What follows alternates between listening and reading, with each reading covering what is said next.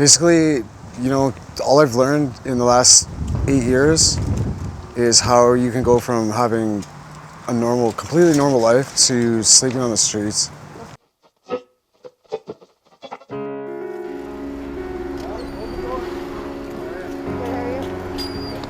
I lost my mother 8 years ago, and that was the beginning of this journey to the streets for me. She's my rock, she's my everything. She's the person I basically went to, like, every time I had a problem, and I have a lot of problems. She was there for me every time. She was the love of my life. The first woman I loved, like, probably 10 months before I was born, I loved that girl, right? To watch her go from brain cancer, which basically I noticed first because I was there all the time. And I noticed immediately there was a cognitive problem with her.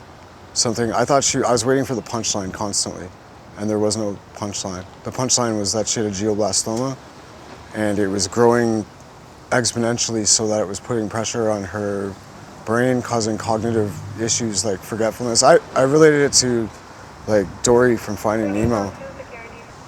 Basically, I had to watch her die over like a 3, 4, 5 month period, and it was just it was horrible, absolutely horrible. It was like watching your best friend pass away right in front of you. Her last breath was actually, I walked into the room, and there'd been probably like 3 or 4 phone calls late at night where it was time, like, she was dying, she was doing the agonal breathing, and that's usually a sign that they can tell when someone's going to die, I guess, based on their water consumption.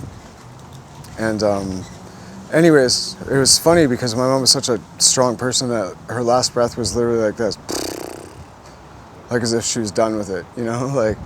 And I was lying across her chest so people couldn't watch her die because I thought that was ghoulish. And that was really sad. It was really hard to deal with. But that's life, I guess. That kind of stuff happens. And I found my father dead 3 or 4 years later, and I just kind of gave up. I had a mental break, for sure, 100%. I have ADHD as well. I've been diagnosed with it. So I'm not bragging here. It's a good thing sometimes, but it's a really terrible thing sometimes. If a normal person feels something, I'm feeling it times 100. Whether it's love or whether it's loss. And I forgot that I had a son, like, that I haven't seen in almost 3 years, probably 3 years now. And I just gave up. I just didn't care. I started selling drugs. I started using drugs. And in that process, I lost everything too that I hadn't already lost. People I love, friends, family.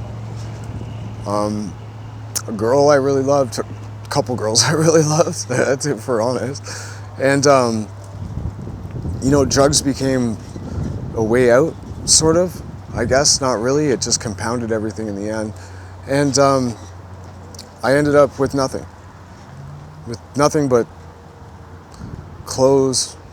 Like, I gave the appearance of looking like I was in control of everything, and I thought if I dressed nice and took care of myself, like, that worked out, went to the gym, that everything would be fine. And it's really not. I lost contact with any kind of spirituality that I had. And I didn't think of myself as a homeless person. I didn't think of myself as someone that was struggling at all. I was like, I saw myself as something quite a part of it. And then when I finally realized that coming to a place like Backdoor Mission, or like seeking out help for your problems, like, I started getting in contact with a lot of other homeless people, and they're just that, people. Like, they're just people. They're no different than you. Just like somebody becomes a music star, you could flip that completely, that mountaintop over, and you could hit the bottom just that easy. And I think the message that I would have for people is just that there's hope, you know what I mean? Like, you can change that. You just got to get up every day. You got to keep trying. And you don't listen to people. People will beat you down, and they'll tell you that you're a fucking loser, excuse my language, that you're nothing, you're homeless, you're a bum, you're You know, and you decide every day when you wake up what story you're writing for your new book. You know, it's a new chapter, it's a new page. Just go ahead and do it. And do it for yourself, or do it for, like in my case, I have a son. He deserves, I'm lucky because he has a mother that is pretty solid and has a family that is really solid. And so I kind of took advantage of that. I didn't have to worry, I guess. But now it's like, who do you want to be? Like, do you want to be known as the guy that took advantage of people? And I can't even imagine what my son feels like, or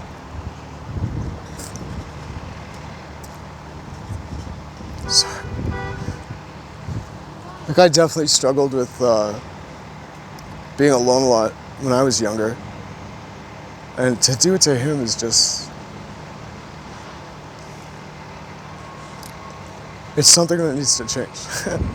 And so with the help of, you know, Back to Remission, doctors, you know, some of the other homeless people I've met on the streets, like, we're changing that now.